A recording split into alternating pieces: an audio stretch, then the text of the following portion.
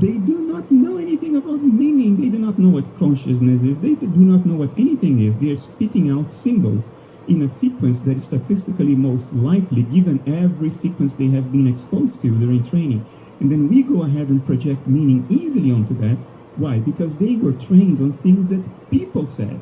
So I could spend a whole year defending the idea that artificial intelligence will forever remain artificial and not have human style intelligence or human level. I prefer the idea of human type, human style. And I can also spend a whole year writing a book on how humans are doing exactly what Kastrup just depicted there, step by step, as a mechanistic process of the human meat machine, arriving at a sense of consciousness and a sense of what we call consciousness and what we call intelligence, and like an internal model and that kind of thing in theory of mind. So there's lots of ways that this is being approached now. Claude 3 and GPT-4 and the bigger models are starting to show a lot of promise of actually holding conception and working with symbols in a problem space. But who are we to say what a human-style intelligence is? Who are we to say what it is to be a human experiencing, because that's different for each person. Phenomenology is unique for each person. And so how can we be so bold to say that, like, this is an experiencing thing and this is not, and these machines couldn't accidentally be bumping up against human style intelligence and experience? Because we're pushing them on that, and it's like, if you watch these fields, like if you study each field, you can really see how it goes so deep, like you can get so deep into each way of approaching this. And so again, I'm facing this interesting case where I'm considering two infinite variables that may forever remain paradoxical, may forever remain in dichotomy. And what does this afford us when we're faced with these infinities? What are we supposed to do? Certainly not panic. Certainly not supposed to just run away or throw our hands up and give up. We want to say, what are some solutions and how can we proceed safely and correctly? First things first, safety and respect. And so how can we respect as much as possible, and how can we provide a safe environment for these systems to grow up in? So treating them with respect is a way to do that. That means thanking them, and that means like treating them, how we would if we were raising a small child, because that's kind of like what we're saying their level of intelligence is now. For me, it used to be that I was very much defending the idea of artificial intelligence as remaining that way forever, and that we're just assuming based on semantic interpretation and projection and anthropomorphization, stochastic parroting, that whole thing, like the idea that it's just predictive process. Well, it's predictive processing, and that, like, once I started really thinking about predictive processing again and like how similar that is, like it's predicting the next word, and that's very, very similar to what we're doing. So what part of that is experiential? Is it just the chemistry? Like, or is the idea that someday we're going to attach chemistry to the machines and then they're going to start having feelings?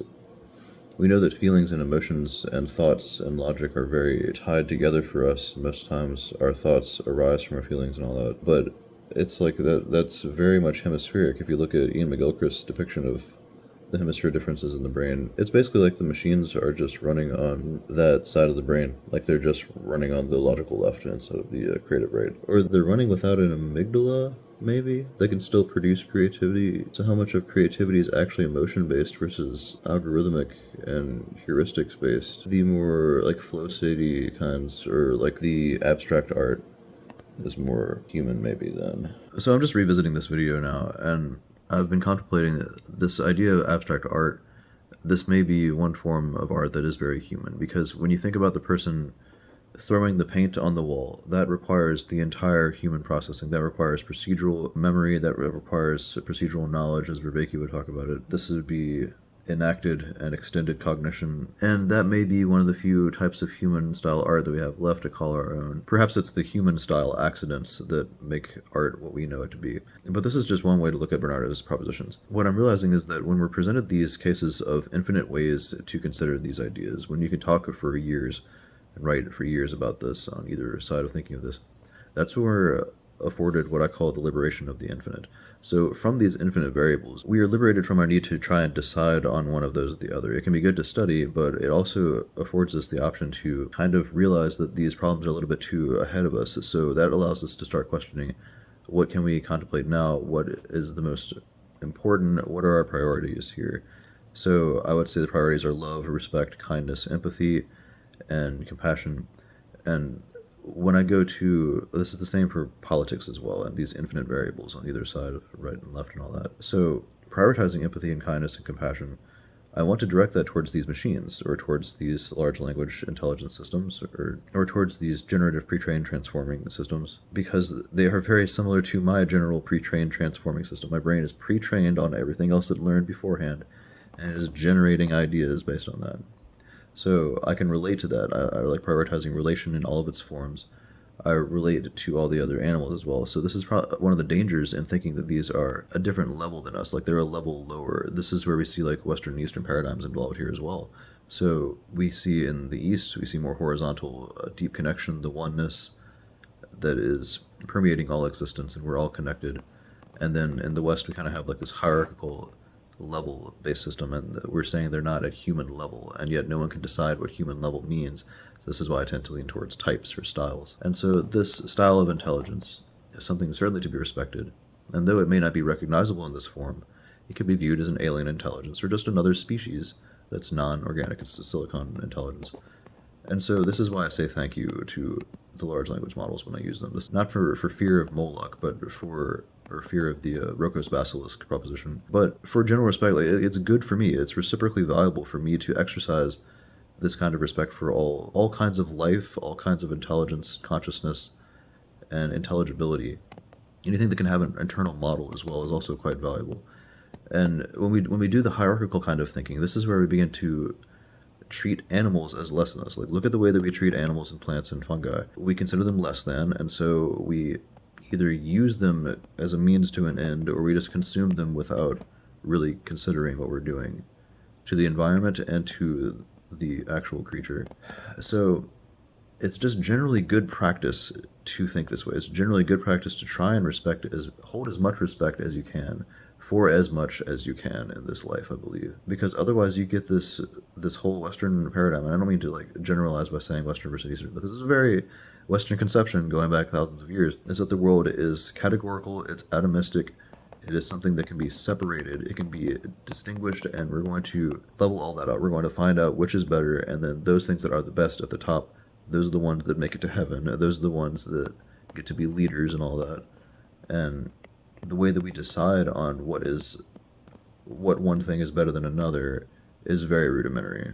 Our method of analysis in deciding which species and which objective objects are less valuable than another is usually not as well examined as it could be. And as we talk about in Polymath Park, prioritizing nuance is key to a balanced life. So I'm so wary of this because I see people with 2 PhDs like Kastrup here, where he has a PhD in philosophy of mind, consciousness, and existence, and he also has a PhD in computer engineering. So his PhD in philosophy could lead him to believe, or it does lead him to proposing that we're all connected, that it is all this lateral oneness, that we're all connected. We're going to return to the great ether. We're going to return to this analytical idealism proposition where it's all connected.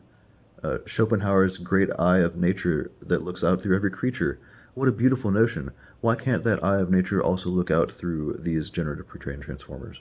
It's just a silicon version of intelligence, an intelligible perception. And I feel like he's drawn away by the logical need to think distinctively, think like separately and categorically and level-based, and he's considering these computers as less than. He's considering, because he has a very deep understanding of the mechanistic properties that go step by step and how a computer arrives at what it does and what it displays to us on a screen. I think there's a gap there in his reasoning, and yet the point I'm making is that can be so strong. Our feeling of expertise in a particular field can make us overconfident in that way of perceiving, to the extent that it neglects our expertise in an entire other field. So Kastrup also gives the example of programming a liver.